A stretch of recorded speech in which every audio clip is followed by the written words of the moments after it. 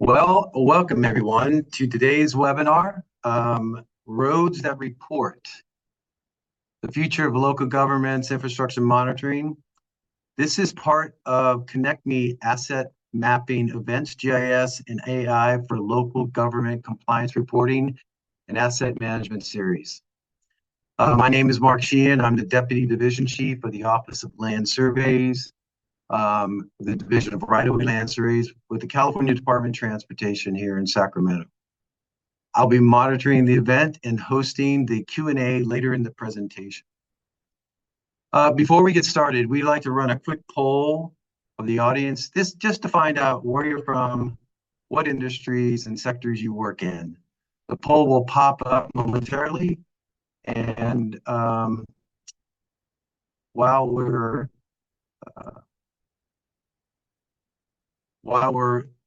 filling in the poll, I'd like to keep rolling here. We'd like to have an interactive event today, so please enter your questions into the Q&A space located on the bottom of the navigation bar of your screen.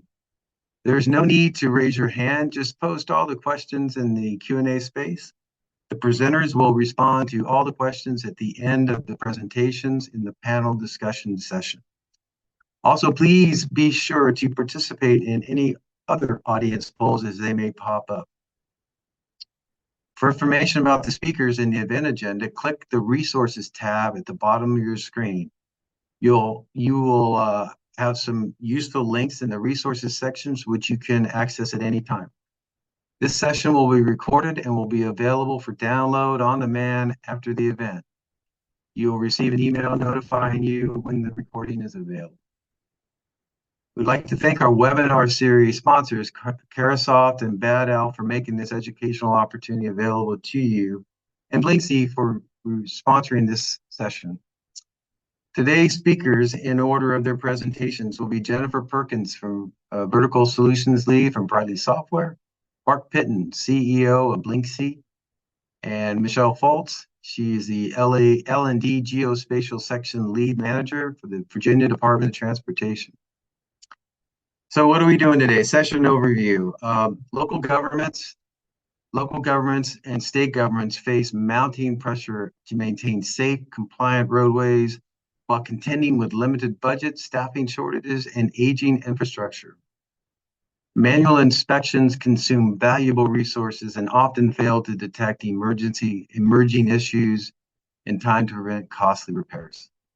AI-powered dashcam imagery provides scalable, cost-effective solutions while delivering continuously monitoring, automated compliance checks, and actionable insights without the constant need for field deployment. Hopefully, by the end of this webinar, you'll understand more about AI-powered efficiency, passive data collection and integration, regulatory compliance, and proactive maintenance. And now let's go to the poll results. So just the poll results will show up that you can scroll down and read them. Okay, so the first question, your organization type, local governments, coming in at 52%, state governments 27%, the feds 2%, probably not too many of you left, that number is understandable. Academia 2%, industry looks like 11%, and others 8%. Where are you located? United States, overwhelmingly 97%. Oh, 2% from Africa and 2% from Asia. Fantastic.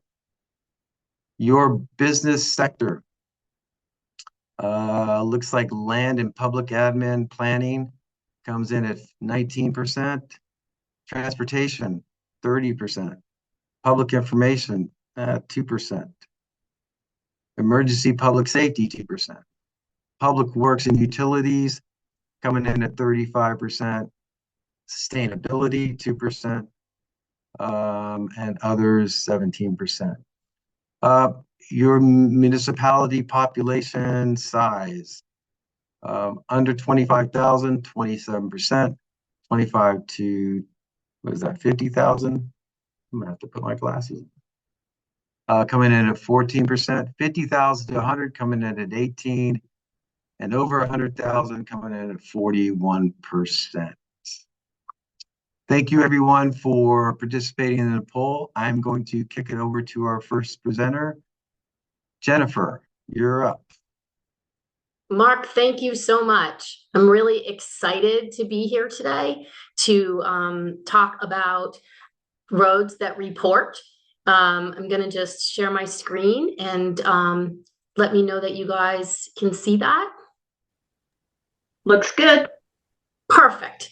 Thank you so much. I am extremely excited to be here today. I am a long-term government employee and supporter, and to be able to be here today to talk with you is really fantastic. Whoops, I just started the subtitles by accident. Excuse me. I don't want to go through my entire bio for you, because that's available for you to see in, as Mark said, in the resources area. But it is important to sort of let you guys know what my background is and where I come from and why I'm here talking today. So I have spent the majority of my time in government.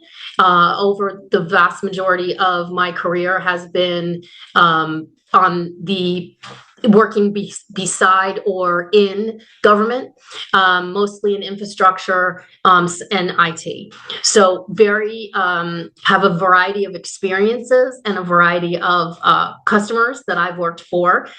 Gives me a kind of a broad view over what it is that we do, particularly where technology can help local and state governments be more efficient and understand how to make decisions in a better way with more data.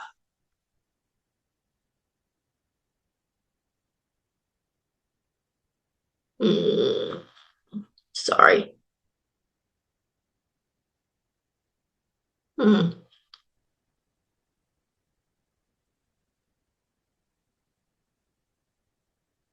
There we go. So I wanted to start today with what the mission is. What is our mission? We are all mostly government employees that are working very hard to properly maintain the community's roadway network. Actually a very simple statement, but is really generally the basis of what we do. The trick here, in my opinion, is to define what properly is. And that's kind of what I'm going to take you through today. Others will talk about new technology. We have a case study and actual user experience coming later. But I'm going to sort of set the stage with what is it that we do and how do we do that. So if I was to define the word properly, it might be different for everybody. So as you look at some of these pictures, some of you may look at these and say, that's okay. That's properly maintained. That's the expectation that we have. You know, maybe it's not perfect, but it's sort of good enough for whatever the purpose of the roadway is. Some of them you say, absolutely not.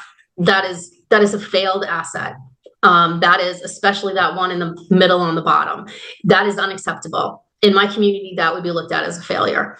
So I guess the point here is that properly is somewhat in the eye of the beholder. So I like to tell a funny, sort of a little funny story that drives this home for me. And that is, I'm sure many of you have children, and I do have children as well. And when I tell my children that it's time to clean their room, as they've gotten older, they've gotten a little fresher, and they look at me and say, "You're clean or am I clean?" And I usually laugh because the word clean is not specific. And so if I let them just do clean as they think of the clean, it will not meet my expectations. And so it needs to be clarified. And of course, I always say my clean. So that's a service level expectation that we have in my household. There are service level expectations that your community has, whether or not it's stated outwards. And those service levels could be completely different based on factors within your community. So it could be that you live in a very dry area and the roadways crack. And so filling the cracks, the alligator cracks that are in there, is a completely acceptable way for you to get your roadway back up to service level. Some of you live in very wet areas or have wet climates that come through, hurricanes or atmospheric rivers and that sort of thing, and they wash out roadways. Sometimes they wash out a roadway that's not a priority. It's a different tier or criticality. And so if that roadway serves a hospital, then its condition and its service level might be different than one that services two houses in a cul-de-sac. Not that those two houses aren't important, but they may not be as important or as quickly fixed as the one that serves the hospital or a school. The usage of the roadway may be different. So in some of these roads, you can see that they're sort of long haul roads. They may mostly be used by large trucks that are going to deteriorate the roadway faster. So our ruts in the areas where it's long haul trucks, what's the service level for that? Is it the same as a residential, roadway in a suburban community? Maybe not, right? And so being able to sort of understand how the usage of the road impacts that is an important factor. And clearly available funding. I mean, everybody would like to have every road paved every year. We just don't have the money for that. And it's sort of unnecessary in a lot of cases. So looking at what the funding is and how that can be utilized is an important factor in service level, because everything can't be perfect. But what is the service level that's acceptable? A lot of that depends on community expectations. So your community may expect something that's been built in over time, or the community may expect something less than what it is that you're delivering because the priorities in the town are different. And so the town may be okay with less perfect roadways or less level 5 PCI levels, 100 roadways, if the community priority at the moment is to restore the school buildings to acceptable usage, acceptable levels. So service levels can change based on all sorts of different factors. But if you don't set them, then you're subject to everybody's individual interpretation of clean, or in this case, properly maintained. So how do you do this? How do you set a service level? You basically have to define a number of components. And as those service levels get defined and get sort of communicated and become accepted in your community, what you can see is that it will ultimately help you determine success. And it's going to help you determine other things as well that we'll talk about in a second. So clearly you need metrics. I don't think I need to even spend any time on that one. You also need responsibilities. So a service level agreement has to have both parties involved, right? And so in a roadway, it's possible that the service level is going to be 3 with the understanding that the participants use the road properly. So if they're drag racing on the road, or if suddenly big heavy trucks are using a residential roadway that wasn't built for that, the service level is going to change. So the responsibility of a set service level actually has impacts on both parties. Clearly, performance monitoring and sort of reporting has to be included as part of it. You have to be able to say whether you're successfully meeting that service level or not. So defining what those KPIs are. We intend to have all our roads at a PCI of 72 or higher. Or we intend to have, have traffic run during peak hours with no delays or with less than 5-minute delay. Whatever it is in your community that's important that you can measure and show success with, or show where there's an issue. And then you can dive in and try to figure out how to fix it. Those performance monitoring will become the work that gets done. So they need to be picked very carefully, because if you focus on the wrong performance metric, you will end up with the wrong outcome. And so if your main roadway has no traffic and you focus in on saying all of the roadway during peak hours will be no less than 5-minute delay, there's already not a problem there. You can show success right away and easily, but it probably masks other issues that are happening with the roadway that you should be focused on. So that's a very important piece of setting a service level. And then the last piece is resolution time. You need to understand, and the community needs to understand, what the expectation of getting back to that service level is. So I live in Boston, and we get a lot of snow sometimes, and there has to be an expectation of when that snow is going to be removed. So not every road is clear all the time during a snowstorm, but every road is said to be treated every 3 hours. in my community. And so you should see a sander or a plow every 3 hours, unless you're in a tier 3 roadway, which is a different service level. Now, if you're on a tier 1 roadway, then you should see a plow every 1.5 hours, or a sander or a salter every 1.5 hours, because those roads need to be clearer. So resolution time is an important factor for that. Again, setting the community expectation that that's what they should see.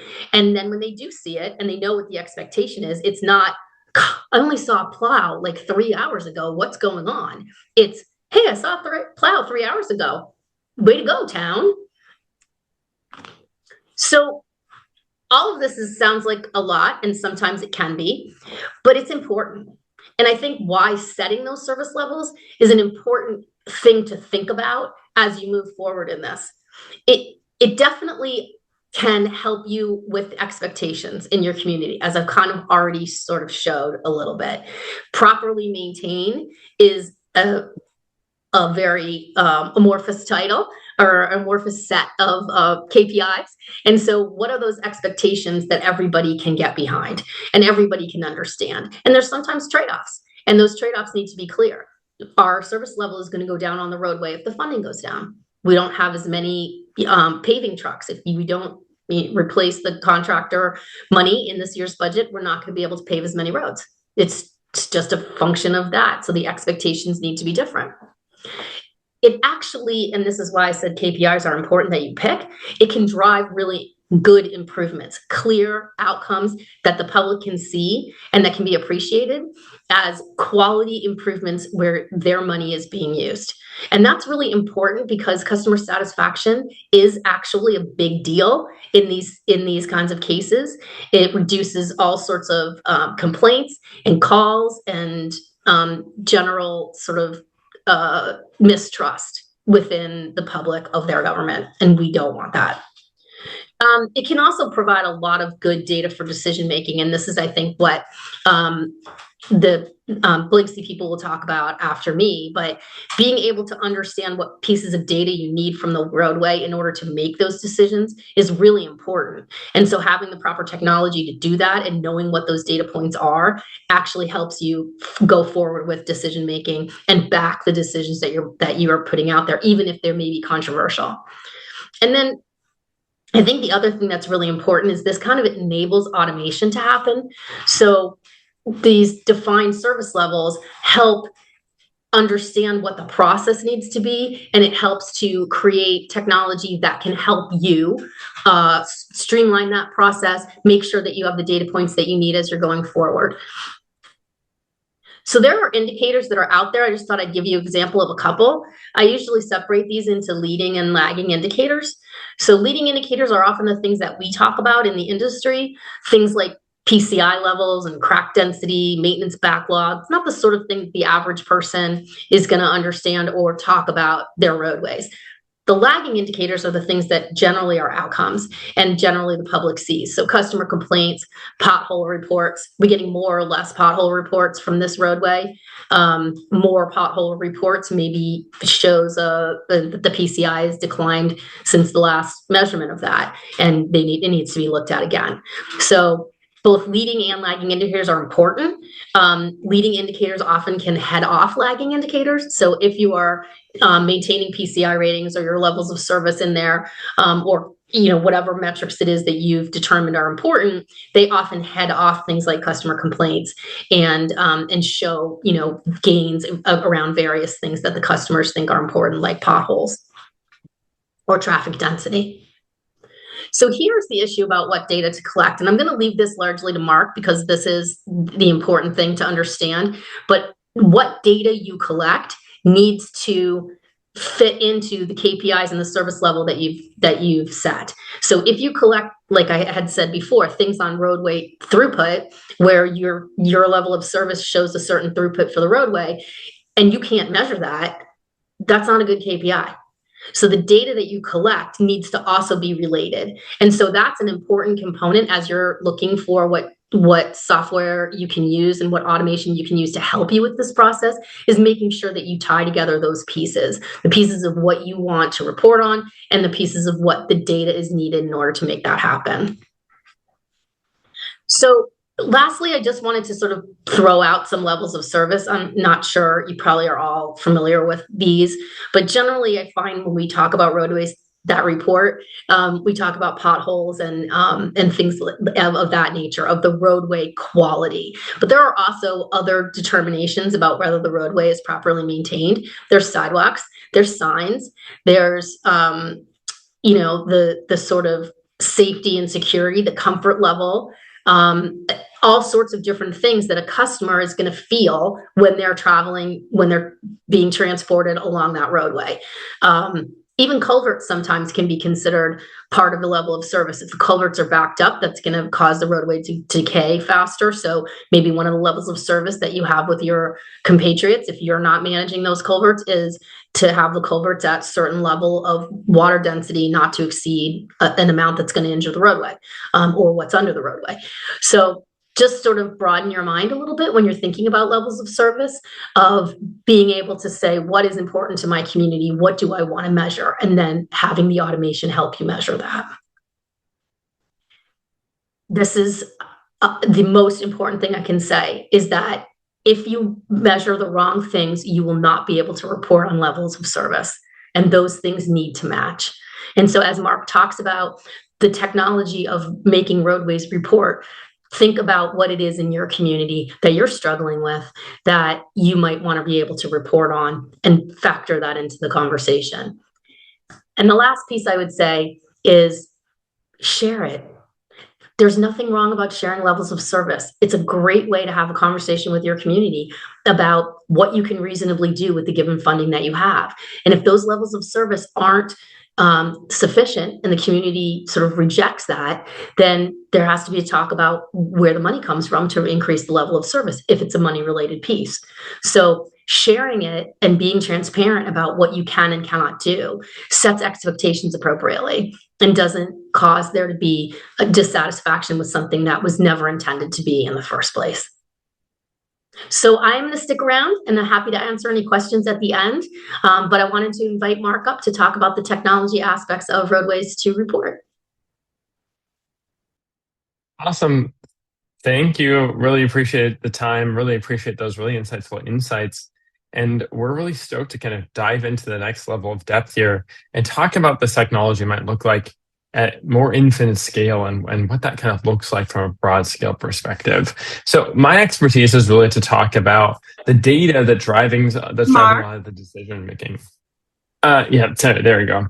So in my job here really is to talk a lot about the data and the commoditization of data that's going into driving these sorts of insights and delivering the sort of intelligence that's really useful, right? Michelle will join me right after this to talk about the critical information that departments of transportation and agencies need to make these decisions, and particularly how GIS plays a critical and fundamental role in making sense of this. So for us, the question was really, how do we make these insights sort of accessible to our end users?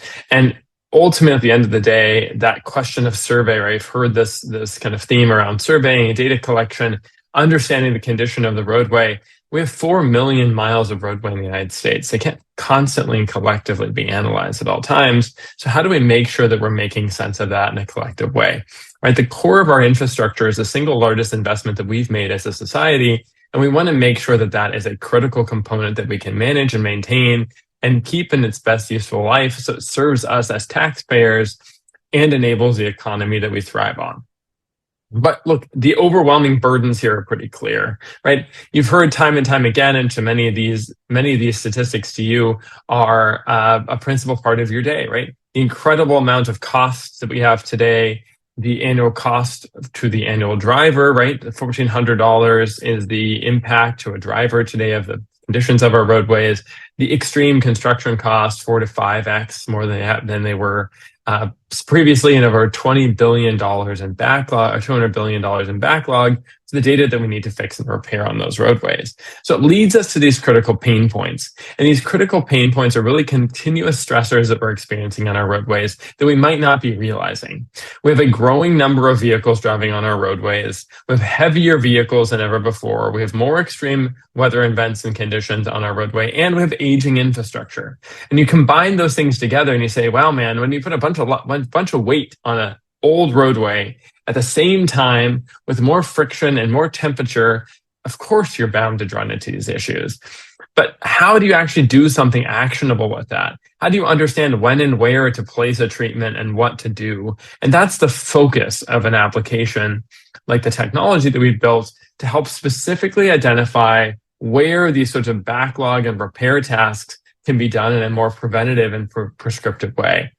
There is a limit to the number of humans out there that can do this work. There's a limit to the amount of budget that's available to it, but the roadway network seems to keep growing, and the wear and tear on it seems to keep growing at a faster rate than we can keep up with it. All of this collectively, of course, is really around this idea for the design to reality disconnect. We design, build, operate, and maintain our infrastructure, but we rarely think about the operations and maintenance all the way back to the design stage. How do we connect that entire life cycle? How is the road construction design being formulated in the operations, tied back into maintenance, and being collected in this cohesive ecosystem? So, of course, many data providers today, you think about this from the lens of collecting data and information. And that might be really expensive, high fidelity data like LiDAR, right? $200 to $300 per mile to collect that. It could be manually data intensive, right? Sending humans out with a truck. Many of us have done that. Many of you do that. You put someone in the passenger seat of your vehicle, you get them a clipboard, and you're riding the roadway looking for issues. Of course, expensive and risky, right? Putting folks in harm's way. And at the end of that spectrum is this image-based application. Since 2001, nearly every new vehicle off the assembly line is equipped with a camera. Physical cameras built into these vehicles to help identify where the lane is, to make sure you're not crashing into the vehicle above you.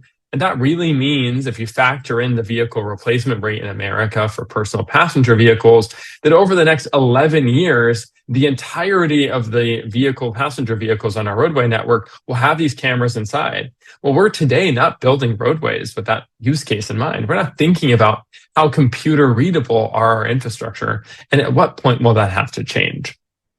We see this as a new opportunity for a change in how transportation is managed, where we think about roadways in a different way. We think about real-time awareness, understanding safety critical and fundamentally critical events that need to be reported as quickly as possible. That might not be your see, click, fix mentality. It might not necessarily be your police reporting, but it needs to be some measured, accurate system that detects an application, identifies a defect, and reports it. That's only possible if there's a seamless integration into the data systems of the DOT. And there are a plethora of them in many of our agencies. So for us, it is collecting that real-time data, making sure it can be seamlessly integrated, and then doing something about that. And that doing is the critical anticipated piece. And that might look very similar like a work order, placing a work order, assigning automatically the degree of severity of that, identifying of the picture, the location, the time and date stamp, and the materials that need to be involved to allow someone to roll a truck and go fix it. Ultimately, all of that happens at the same level. I like to say, if Elon can't see the roadway in his Tesla, neither can Grandma in her Buick, and we need to be building for both Grandma and for Elon today. So automated vehicles see the infrastructure in these really unique and specific ways, right? If you think about a picture like that one that's on your screen, the AI is actually analyzing every single picture in this image point by point, and it's already making assumptions around that. It's identified if there's crosswalks and pavement markings. It's identified where the medians and the shoulders are, where the crosswalks are and the streetlights are, and it's databased all that information. When I send a human down the roadway and I ask the question, do you see a manhole cover? You might see that manhole cover, but that manhole cover might only be visible to you in a specific way in a specific application. So as we think about these things kind of coming together, we ask these fundamental also questions of, okay, well, where is the manhole in relation to the crosswalk? And where is that crosswalk in relation to the streetlight? And these sorts of fundamental questions allow us to do human-based intelligence, the types of things that machine learning isn't good at, but the types of things that humans excel at, this relationship-driven intelligence. So for us, that's the future, turning existing video insights into scalable and effective intelligence applications that empower this proactive decision-making, driving sustainability and efficiency. But, we've talked a lot here. What does it actually look like? Specific examples from across the network that we deploy this in include things like guardrail damage detection. When a guardrail is damaged, a government agency either knows or should have known that that guardrail was damaged. If it doesn't, and there's an incident or a safety event, the government might be liable. So how do we help you proactively monitor and detect these safety critical incidents? States like Hawaii DOT are using Blinksy to analyze their statewide guardrail network every 12 hours using this technology. Additionally, we have users that look for things that might be safety critical, like cable barrier. And you see that in the second example here on the image, where the barrier is slightly damaged. So it might not be severe damage. So do we need to roll a truck? But clearly it could render the government, give them some kind of liability. All these applications are really critical. At the end of the day, pavement is the single largest societal investment that we've made in America and in the world. And understanding the condition of that pavement, knowing when a small crack it turns into a pothole is crucial, because for $20 you can fix that patch, and for $10,000 you can dig up the road base and restore it. How do we make sure we're applying the right $20 treatment, the Band-Aid, to protect the boo-boo from turning into an infection? These sorts of things are crucial to the way we operate and manage and maintain our roadways. And at no time is that as practical as when you're driving through a work zone, where construction barrels move, they change, lanes are open, lanes are closed, and contractors might have liquidated damages clauses. You can't send someone out into the field multiple times a day to inspect this. So how do you use technology like crowdsourced dashcam imagery to deliver these insights in incredible ways? And largely, of course, nothing matters more than when disaster strikes. So these are two examples, one from Hurricane Milton in Florida and one from the Pacific Palisades Recovery Project in California that we're supporting, where you can see a side-by-side analysis of what the sign looked like before the hurricane, what the sign looked like after, and what this whole community looked like at the same location before the hurricane, before the fire went through, and what the fire did damage to the infrastructure around. How do you know which assets were there? How do you prove the assets' conditions? How do you use that to expedite your FEMA disaster funds and your FHWA ER funds? Crucial tasks that help recover our economies as quickly as possible. At the end of the day, though, all these things have to be integrated, and they might be integrated into a plurality of tools, including many of the Bentley Systems tools, but also applications like Esri, and of course, your asset maintenance management software platforms and applications that are really fundamental to allowing this to be scalable. All of these generate a high degree of workflow. But I really wanted to do is take you to the practical and live applications of this technology. So these are live data sets on our website that you can go to blinksy.com and visit today to see. And the way you do that very simply is you go to blinksy.com and you scroll to the top of our website and you actually access these data sets directly. So I'm going to show you an example of the Florida Department of Transportation, which recently used our technology to collect every sign on the state roadway network. But in addition to the signs, they wanted to know, hey, okay, great, Mark, you've shown me the sign, but I need to know the MUTCD sign code of that. This is an R3-4. I need to know if the sign's in good condition. I need to know the sign's location. I need to know where it's actually on the roadway. And let's take this a step further. I want to take a sign on our roadways, and I want to understand the text that might be on those roadways itself. So this is really crucial. So in this example, the text on the sign is uneven lanes. So now we've told you the signs, we've told you the classifications, we've even extracted the text. And you can see how the bridge for autonomous vehicles becomes really clear, because now we've identified this as a machine-readable, computer-readable text on the screen that delivers a high degree of intelligence to the end user. If it's not visible for Grandma and her Buick, it's not visible to Elon, right? At the end of the day, we need to think about the fundamentals. And these sorts of things become really commonplace. But once you have an image for a given roadway section like this, you can ask so many more questions. Hey, Mark, in that image, do you see a street light? Do you see other signs? Do you see pavement markings? Do you see debris? How well do you see those pavement markings? And how does this culmination allow us to understand in detail the types of applications that might be useful and crucial to the end user? So that's the really exciting part about the conversation that we're having today, right? From the use of specialized tools to allow you to drive insights and deliver work orders to an end user, to the really powerful applications within the government agency, right? The criticality of GIS, of linear referencing systems, of tying this data all back to the day-to-day work that government agencies engage in to keep our roadways in the best and free-flowing conditions on the road. But for a long time, the data collection has been incredibly cumbersome and enormously expensive. So using technologies like this, we've been able to drive down the cost by over 95% for these agencies to allow them to be really powerful and be a part of the byproduct of the work that's done every day. So those are the exciting insights that we wanted to share. But really, I want to kick it off to the masterclass in GIS, and that's driven here by Michelle from the Virginia Department of Transportation, who's really crucial to the work that we do every day and to ensuring the government has the functionality to deliver the work at the end of the day. Michelle, let me invite you up on stage. Thank you very much, Mark. I appreciate it. Can everybody see me? Yep, we can see you. Go ahead and share Freeman. All right. Thank you, everybody, for coming. Hopefully it's been informative. Mine is going to be, I think, a little bit different. I'm going to be talking about information just at VDOT. My presentation is called The Step Towards GIS Success at VDOT, Geospatial Tools and Location Design Division. As most of you should know or do know, most DOTs have all sorts of different divisions or sections, and I'm in location design at VDOT, specifically in a subsection of that called geospatial. So I have been doing this for quite a while. So anyhow, my name is Michelle Fultz. I'm a GISP. Been doing GIS for roughly 34 years at various government agencies, local and state. And then I did a time as a private consultant. So I'm going to talk about VDOT itself today.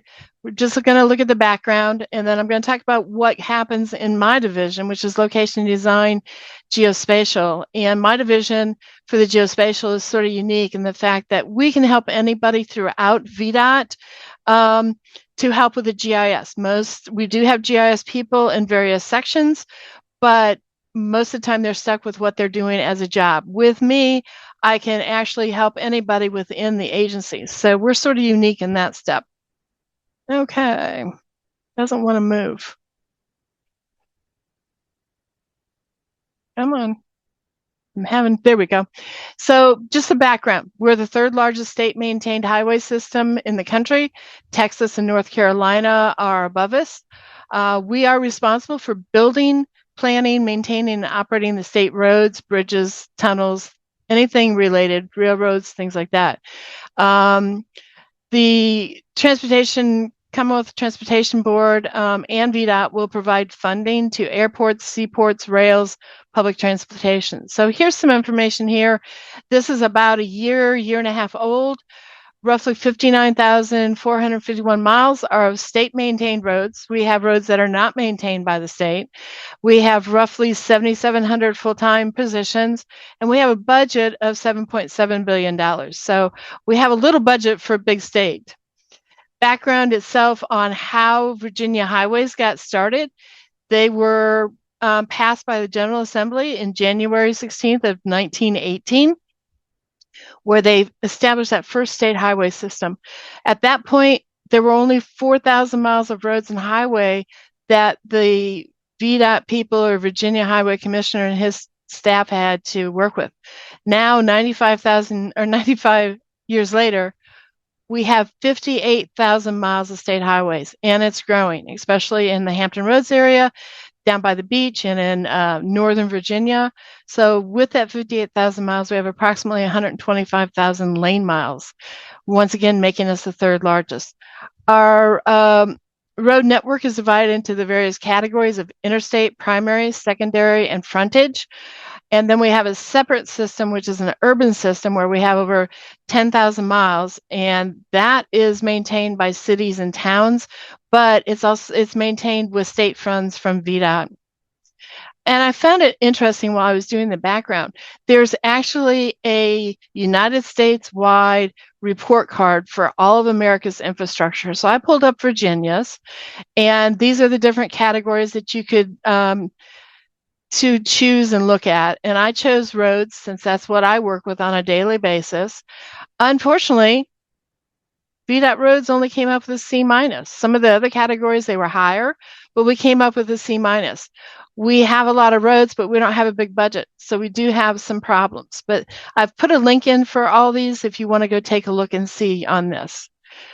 As a whole, VDOT has its agency mission, values, and ethics.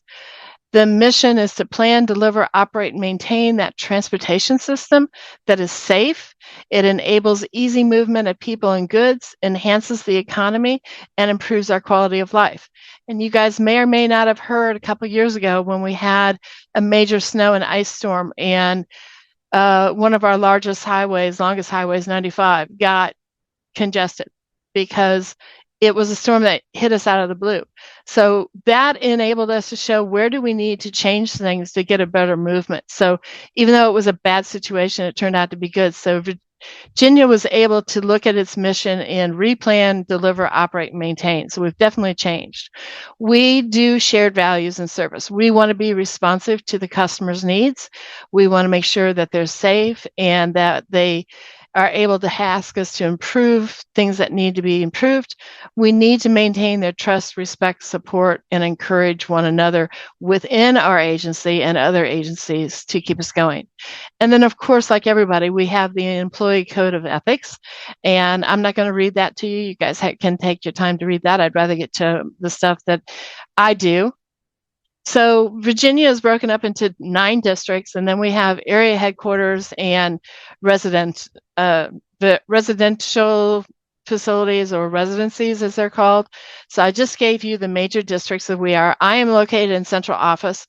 We basically help serve the districts and show them what needs to be done. So I'm going to go into the geospatial program itself right now. We are GIS and transportation. We also get called GIST. There's actually a conference annually that has to do with GIST, but the GIST came up with a transportation infrastructure life cycle, which is here.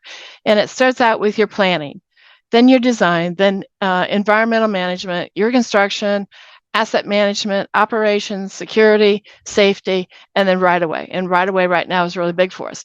But my group itself touches on almost all of these, or somebody sends us information from these and we touch on it. What our group actually does is helps put together maps, applications, mobile applications, things like that. So we do get touched with everything, and we do have all the different layers that we use involved. I don't have the number of layers. I've got some other statistics though for you. So once again, it breaks down to the major areas: highway maintenance, traffic modeling, accident analysis, route planning, and work order management systems. We would hope to have one work order management system for the location design group and anything that's related to that, and even as VDOT. But unfortunately, we have several different work order management systems, but we do have that. But the biggest thing for me is that the important objective that I need to reach here involving GIS is you see this through the visualization on maps. And we've gone from so many paper maps to handheld mobile applications, things like that. We are an Esri shop. We have over 18 applications available to us. I've highlighted the ones that we use within location design. We're starting to move forward with some of these others. We're just now getting into ArcGIS for Power BI, so I didn't really put that in there. Our main information that we use is ArcGIS Online. That's the greatest number of licenses that we have. And then we have limited licenses on ArcPro for desktop. Those licenses are usually held for the people who are what we call super users. They use it all the time to do the analysis, to do the development of the data sets, things like that, taking some of the information that what they've presented today and maybe putting it into something. Agency-wide software. This is what we have agency-wide. The reason I know that is in a couple slides. I actually worked on a special task force, and we're just finishing up that survey. But you can see all the different softwares that we have for the different divisions within VDOT. This is not just for location design, it's for all sorts of different people. So because of that, there is no GIS strategic plan. They're working on it for VDOT itself, and I'm working on one for my division as a whole. So I tried to come up with my vision and mission statements very similar to what VDOT was as a whole. So for us in geospatial section, we want to be distinguished as a leader in VDOT for collaboration, innovation, and excellence amongst our districts and central staff. That's very important to us. We feel like that we really need that. Then we have our mission statement, and we are changing this mission statement, but this gives you an idea. It all relies around collaboration, communication, data sharing, training, knowledge exchange, talking to contractors, talking to software people, trying to see what we can do and trying to get in that. We want to be able to coordinate and develop the GIS. We are in the process of establishing policies and standards that would actually go into our contracts before a project is started, so that we have GIS deliverables in the coordinate system that we need, and it's directly available to us instead of having to mess with what they're doing. Most contracts already give us GIS data, but it's not necessarily as a deliverable. So that's one of the things that we're trying to do, so that we can see where else do we need to go to get information, what else can we find software-wise that might help us, like some of the examples that were shown today.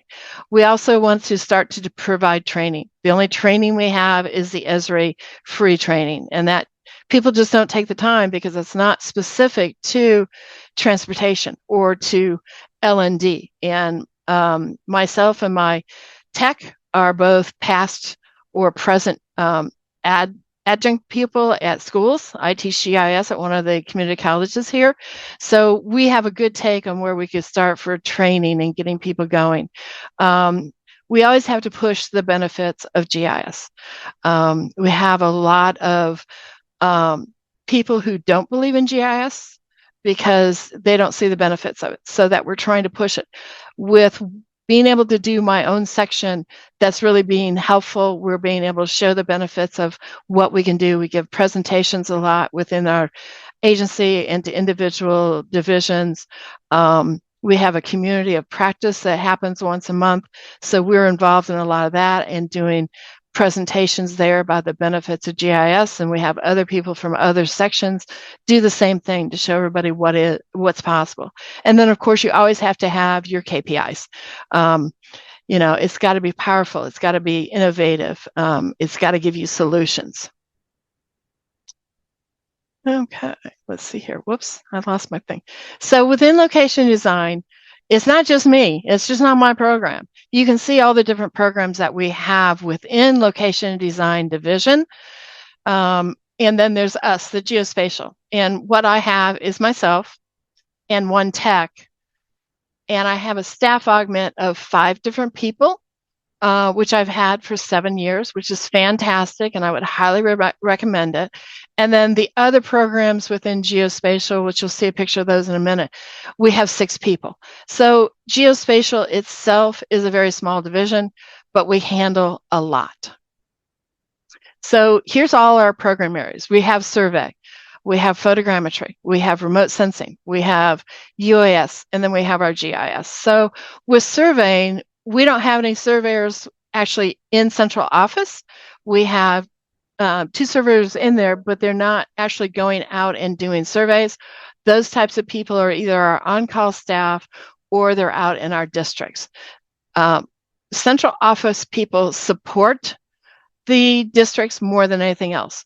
We have our photogrammetry where we get data in on a yearly basis. We will ask who needs data, and we'll go out and do a flight plan and put that together. We have people that are doing 3D work under photogrammetry. We have our remote sensing where we're trying to collect our LiDAR and trying to collect any information we can to help add to our projects. And then using those point clouds to start to develop, hopefully, digital twins, things like that. We have a drone program that's very active. We do not fly drones out of VDOT. That all has to come from typically contractors that we have on call that have the ability to do UAS, but I actually help create the program for knowing when those drones are being flown, things like that. Are they on the right of way? Are they going around bridges, things like this. And they actually have to apply to let us know when they're going to fly things. And then GIS as a whole, well, there's just so much. I've got a list of the projects, some of the projects that we're doing. And here they are. We have to do a lot of projects related to the MS4 permit from our DEQ and EPA. DEQ is the Environmental Quality Division. The MS4 permit is the, let's see if I can get this right, multiple storm sewer system. Multiple storm sewer system, separate storm sewer system. So that's why we call it MS4. I should have written it down. I'm sorry I didn't, guys. But it is a permit, and it is something that goes nationwide. Every single state has to have an MS4 permit. They have phase 1, phase 2 permits. We are a phase 1, and they typically occur within the census urban areas. So we have to look at those new census urban areas every 10 years. And we are looking for ones in our MS4 that have 50,000 or more people in it. So it does constantly change. And we use that as areas of concern for this MS4 permit. So within that, we are doing stormwater basins, or what we call BMPs. And there's a series of 8 different basins and over 80 sub-basin types. There's an inspection form that captures all that. We also have our NPDES inspectors, which is the National Pollutant Discharge Elimination System, who go out and look for problems at construction sites. They go out and look and see, is the health of that project good? Is there a failing fence? Is there a failing rock dam? Something like that. So our inspectors go out and look at those from the start of the project till the very end. Part of that includes the regulated land disturbance activities, the RLDA. That's where if they disturb more than an acre of land, they have to get a construction general permit, and we have to track that to make sure, and we have to know, where is that regulated land disturbing activity? How is it going to affect other people? We are redoing our outfalls. We did outfalls over a 3-year period, 2013 to 2016.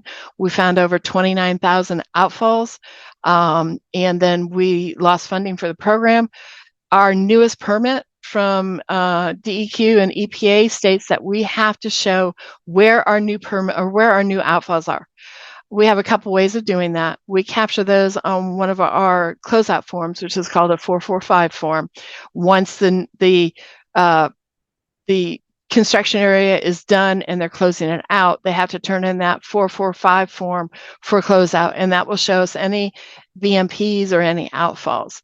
The other way that we are doing it is by a desktop model, where we have all this information, and we've got a contractor doing the desktop review, and then we'll go out and do some walking the ground truthing on this next task order. We do use that service area for census urban tracking, which is very important. We used to only do it based on the census year. Now we have our service areas, which are areas of concern, which are areas that have those 50,000 more people, now include the 2000 census, the 2010 census, and the 2010 census. And it's just going to get bigger and bigger. And those are the areas that we have to worry about when we turn in our requirement for EPA. That report is always due as of October 1st of each year. That report is based on the fiscal year of July 1st through June 30th for all our data collection. We have that UAS and a task order application for the ortho imagery and the drones. We're creating SharePoint pages for all our projects. We've got our capital trail reports and fall line reports. That's a fairly new project that we're getting. Then the biggest one that I'm going to be working on over the next several months, along with my colleague, is our geospatial strategic plan process. We did an end user survey and a upper management survey, and we've got some timelines that we're trying to meet. But we're also now working on right-of-ways using FME software. And we're working with the right-of-way utilities people on that one. So those keep us pretty busy. Other key projects that we're working on standards for digital delivery, for the projects, coordinate system, GIS standards, governance, pilot projects. So we're doing a lot of different things. We also have a request tracking system, which shows our progress on our projects, and anything that people come in and ask us, they can look at what we're doing with it. We can assign personnel to it. We get feedback, and it's going to help us with the return on investments and show why do we need more people. So I'm going to go through just quickly pictures of our specific programs. So it shouldn't take us very long because I know I want to stay on track. Experience Builder, we're starting to move all our projects over to Experience Builder. This is our BMP, our stormwater basins. This shows you the full state. Each dot shows you a different type of basin. And then here, if you select one of those basins, it shows you all the information. You can see the information across the top. Those are some of the different ones, the miscellaneous, the permeable, underground, filter mode. Those are all the different types of basins that we have. This particular one is a straight basin. We developed a form that people fill in to give them some basic information, and then they have the inspection that they have to do, and they do take pictures. We have our NIPTs and regulated land disturbance activity. This is our first SharePoint site for that. And I've broken it up into the groupings so that you can see it because it was just so big. But we have links to everything that you might need to go to that's associated with that or associated with anything else. We have our points of contact, things like that. So this has been very, very successful, and we're going to have to continue. This is a separate NIPTs information or project with its map. These are all based in Web App Builder, so they all have to change out to either an instant app or to Experience Builder. There's an example of what the inspection looks like, and they can do it for 3 different forms, and then they can click in and get project information and inspection information. I don't even remember how many questions there are with that. We're still trying to revise it, but we have our pop-ups on our maps as well. There's the regulated land. We just take what you saw in that NIPTs form, and then we have the regulated land, and they have to come in and draw where the disturbance is for that particular project. And they also put on there which way the waters are flowing, so we know where it might discharge and where the outfall might be. We have Adopt a Highway, and this is in another group. It's in environmental stewardship in our maintenance group, but we were the ones that developed the software system for them. So this is what one of the dashboards looks like. I developed a wildlife carcass map where they go out and collect the carcasses, answer questions. We set it up for each different district that wanted to participate. Right now this is an older form, we have 5 different districts that are participating and 1 specific county that are participating. So we can track the number of carcasses that are found. We have information from the state police, but we found with ours, we actually get more information. And this helps us with trying to find a way to keep the animals safe, and come up with different things. There is a dashboard, an older dashboard showing you, how many we have, total, bear, others. Anything with others can be cattle, cats, turtles, birds, things like that. I did not put the list of others on there, but we have probably about 20 different other types. The Transportation Research Council in Charlottesville was the one that brought this project to me, and we developed it from there. It is now moving over to our environmental group. We also do nutrient credit banks. We've shown here what credit banks are available. If there is a land disturbance and they cannot find, they cannot put in like a basin there, they would have to buy nutrient credits to offset the disturbance of the land that they're creating with that project. And this just tells how many banks we have and where they can go to. We only have selected banks that VDOT will work with, even though there are more banks out there. This information for the banks of all banks is kept with the Army Corps of Engineers in Norfolk. So here's an application that we built so that they can click where they want to be. It determines the watershed lineation and tells you what HUCs are in there, because everything is based by the hydrologic unit code, and what basins are available. And then you can go and look and see how much phosphorus and nitrogen each bank has, because that's what we're looking for on that. We've just been involved with the Capitol Trail, which is one of our big walking trails. There's going to be another one called the Fall Line Trail, but we've done an inspection form for this. There was no way to catch up everything before that. Here's an example of what the form looks like, and of course, everything's going to have pictures. Here is our active UAS flight management, so we know what's going on and where they're flying to. And with GIS, I did a proficiency level. We are actually at the developing stages. So we're looking at building all this GIS and what we need to do. And we did that survey. Here's the results from the survey. I think we got a little over, we did a little over 270 people within location design throughout the state. We only got 17% back. We upper management, we talked about 9 districts, but we only got 3 information back from 3. So not really active.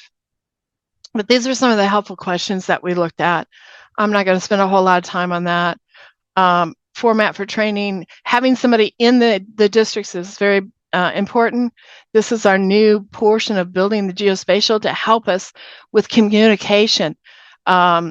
Collaboration, that's the biggest thing. That's the pain point for us, is that communication and collaboration, because the people don't want to let go of things, and we're trying to get around that. So I was lucky enough to get put onto a special committee as the GIS expert for looking at the statewide structure, or the statewide strategic plan for GIS.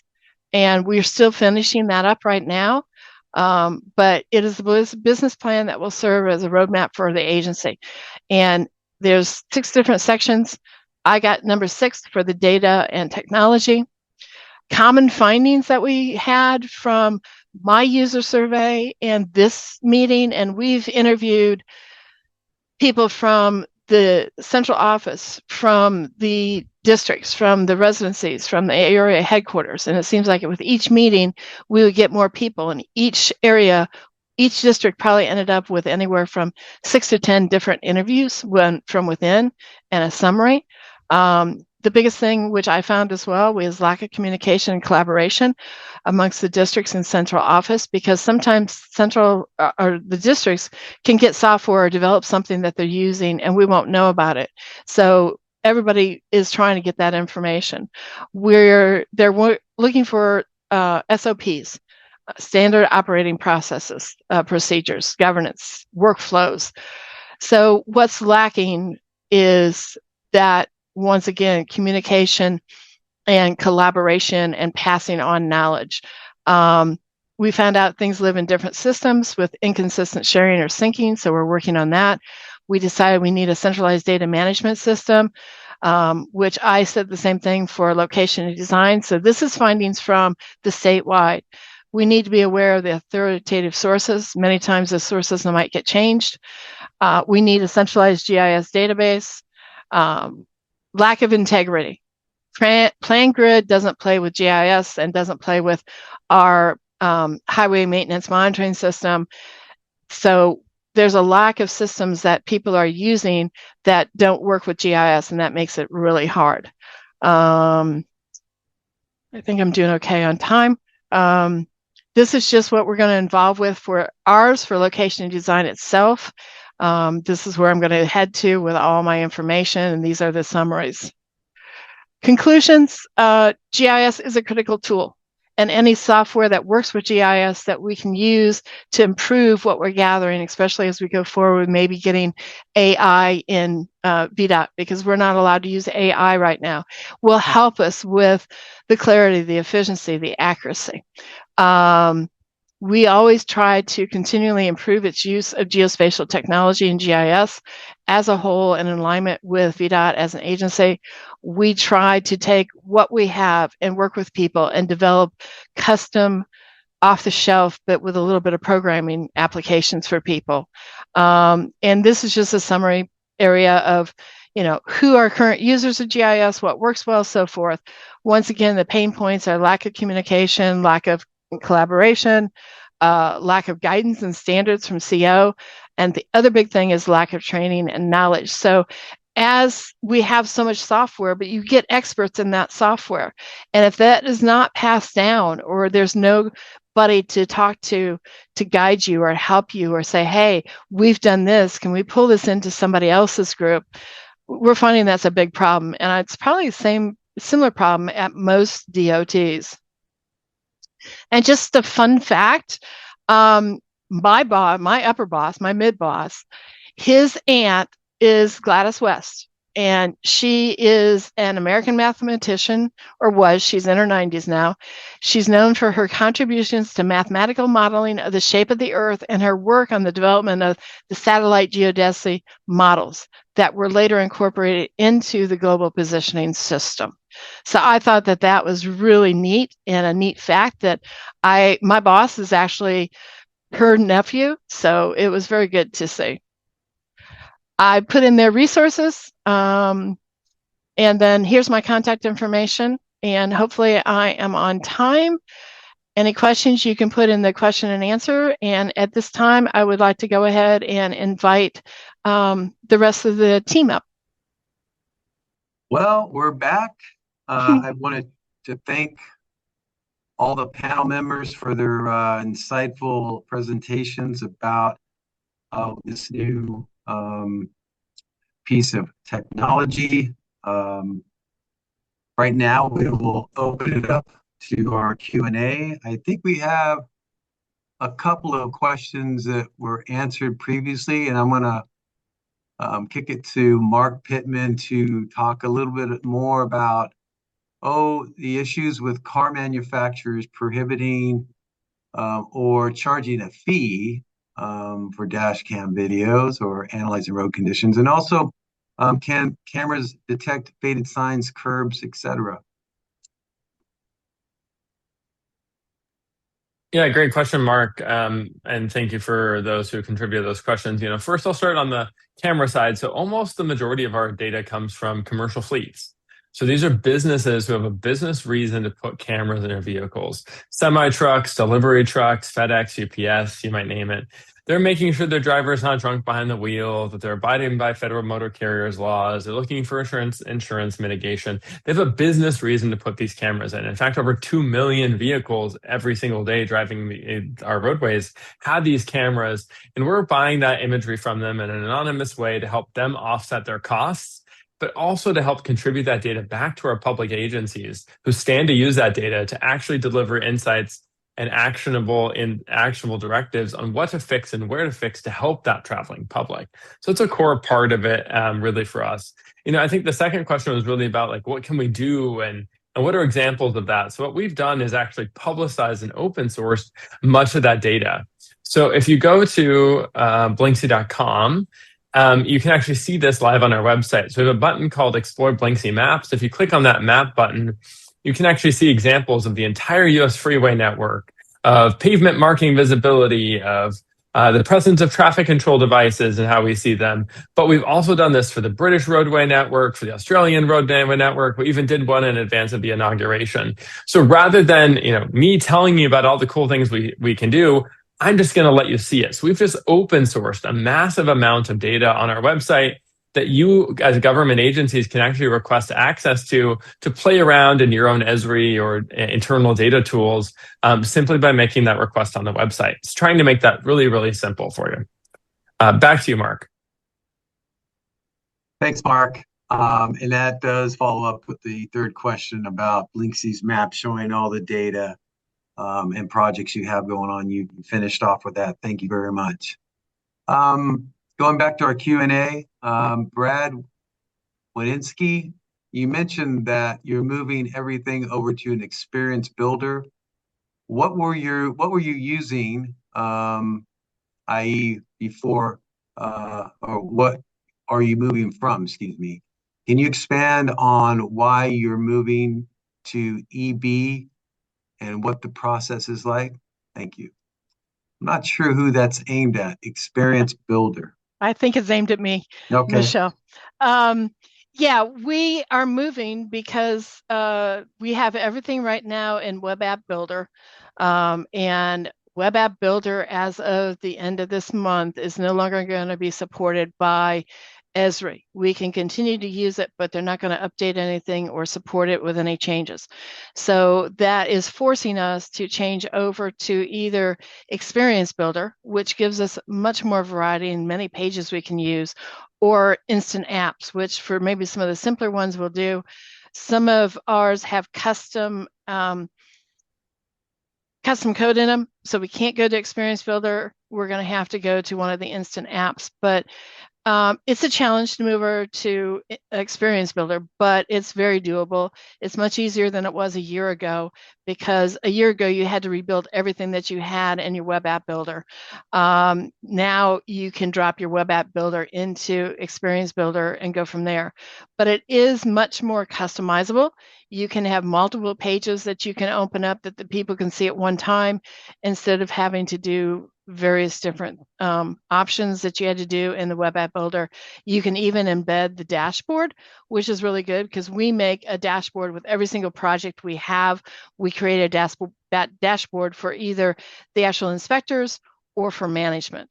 And it just takes a while to learn Experience Builder. I would get on the Esri site. If you have a contracted license with them, that information is free. You're always welcome to drop me an email or give me a call. I can put you in touch with our Experience Builder expert that is doing all our work for us. But it does give you a lot more variety and being able to see. It was hard to see on the dark background, but you have all sorts of different tabs that you can check into. Did that pretty well finish the question? Answer everything? I can't see the question. Yeah, I think so. Michelle, you do have a follow-up. Why are you not allowed to use AI right now? VDOT is in the process of doing 2 pilot projects to test to see if it's quote unquote safe and will not interfere with the firewall that our VITA agency, which is the Virginia Information Technology Agency, which is our big IT group, that it doesn't create any problems. It doesn't create any potential leaks. They're just not very happy about going to AI and giving people the ability to do that. That's the only thing that I've been told. AI is great. I use it at home on my own personal computer when I'm teaching my classes and doing projects in my classes. But VDOT just is not at that point yet. It's all based on what the VITA agency will allow us to do. So other state agencies in Virginia are allowed to use AI, but VDOT right now is not. I guess because we have so many data sets that are protected and private. Okay. We have another question from Brad. I think this is also another follow-up. What did you end up using for a centralized database? Is it natively compatible with EB, dashboards, etc.? Yeah, because with EB, you can just drop in anything that's Esri bound. So it's very easy. It's very compatible. We tend to put everything into a centralized database with behind the firewall that we have, and people have access to it. We just do an SDE layer to put it in there, and everybody has access. We are relooking at actually doing a better job for an open portal with a central database. We do have our open portal, but not everybody has put information up there. So we are still in the process of working on that to get that centralized database. That's one of the big projects that came out of both my study and the study done by the business intelligence group that I'm working with. Thank you, Michelle. Looking in the chat, I don't see any other questions. I will throw this out there for the panel. In California, we're dealing somewhat. This is a little bit off the topic of a camera mounted for mapping purposes, but we do have issues with professional jurisdiction as far as data coming into our GIS mapping system. Data is it is what it is, but data in the wrong hands with people that don't know what it is can be dangerous. And so we have a business and professions code that says, any geodetic reference system that data must be collected by a licensed surveyor. And then we transfer that data over to GIS or design squads, whatever it may be. Just throwing this out, do you guys have questions or problems with where the data comes from and its accuracy, and is it dependable? Do you have any validation of where this data came from? Is it indeed collected by a licensed surveyor so that you can upload this data into your mapping and the accuracy can be depended on? Just a question for either one of you. Yeah, well, Mark, like you and I were talking about, we do have some, but we have the licensed surveyors that we get from our on-call staff. They will go out and do the surveying for us and bring it back. Older data, we're not sure of, so that's where we have to be careful. But all our data goes into the CAD system and then into ProjectWise. We use Bentley products for our CAD system. So some of that we just have to assume is good because we don't have a lot of details. We have the LD200 card that we can go to, but from 2014, they really changed things and made sure that it was good data and that it was official with the surveyor's stamp and everything on the information. So that's how we do it at VDOT, and it's getting more intense. Yeah. Yeah, with the equipment that is readily available to the public, and our continuously operating control systems that are out there that are broadcasting geodetic coordinates. Basically anybody can get on that network with a license and start collecting data. Yeah, pulling the data down. Sometimes they don't really know what that data is, what that epic is, what that datum is. Mm-hmm. So sometimes that data can then be purported as, valid when it's not. We call it a site calibration hasn't been done properly, so you really don't know. And that's kind of the things that we're dealing with here in California. Yeah. Well, and I don't deal with a whole lot of that. That's where our survey project manager and right of entry project manager really deal with that. They look at that a lot when things come in and just double check QA/QC things. But, I know that data is out there and it's unfortunate. It's just like anything else. Anything that the public can get to, the public can interpret as they want, which is unfortunate. So. I don't have any other questions in the chat. I will say I bought a Tesla about a year ago and it's got like 17 cameras on it. So it fits right into this kind of, this topic we're talking about. And I was wondering, does Tesla sell that data back to folks like Blinksy or Brightly Software to then create digital terrain models or other types of data that might be shared to other agencies? That's just a question. Oh, that might be a good idea. Yeah, it might. Brightly, we are, mostly concerned with trying to make sure that the information is accessible and available to you. So whatever data sets you have, you can bring forward in order to make better decisions. So, I mean, a data set that could be purchased that would save sort of time and money in doing actual surveying, if it was trusted data, could be a real asset. Mm-hmm. Yeah, and I mean, anything that you collect, any data you collect, you also have to have a very detailed metadata with it so that you can maybe go verify the information too. We worry very much about the metadata and trying to get in that and make sure that we know that it is coming from somebody who knows what they're doing. Yeah. Mm-hmm. As much as we don't like metadata, it's important. I'm not seeing any more questions in the chat. I do have one little quick story I'll tell you all. As you know, I've been with the department for 33 years. I've been a surveyor for 44 years. And my second year in the field, I worked at a nuclear power plant in Texas called Comanche Peak. And I got the opportunity to go inside the control room. And if you can imagine a NASA-like environment, but no orbits, just this big, huge map up on the back wall. And in the center, it was like a 20 by 20 map. And in the center were the two reactors. And then around the reactors were these staggered circles. And they would go out an eighth of a mile, a quarter of a mile, a half a mile. And all of a sudden, out 10, 15 miles, 20 miles to encompass Fort Worth and Dallas.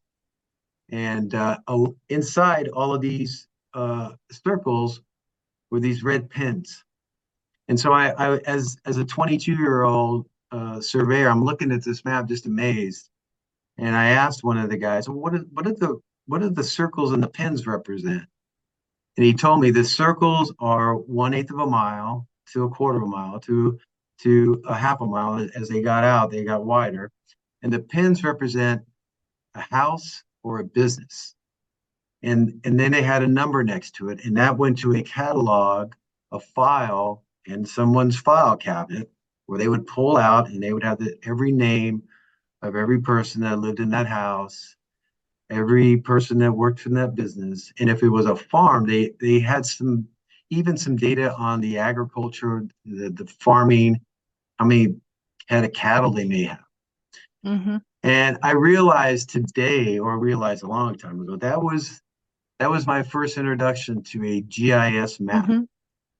As primitive as it was, that's what it was. In case of a nuclear incident, they would know every single person within a certain radius of that power plant, who they were, how to get a hold of them. And then if I also remember right, they had the prevailing winds, just in case that there was maybe some sort of storm. They had an elliptical swath that was drawn right through this map. It was pretty impressive. I didn't realize what I was looking at close to 40 years ago, but I do now. So anyway, just a quick story to burn up a little time here. I hope you all GIS. Sorry about that, Mike. Yeah, GIS is interesting. It's very informative and it's very powerful. And I mean, I teach my one-on-one students that GIS was, you could see it on the walls in the Stone Age.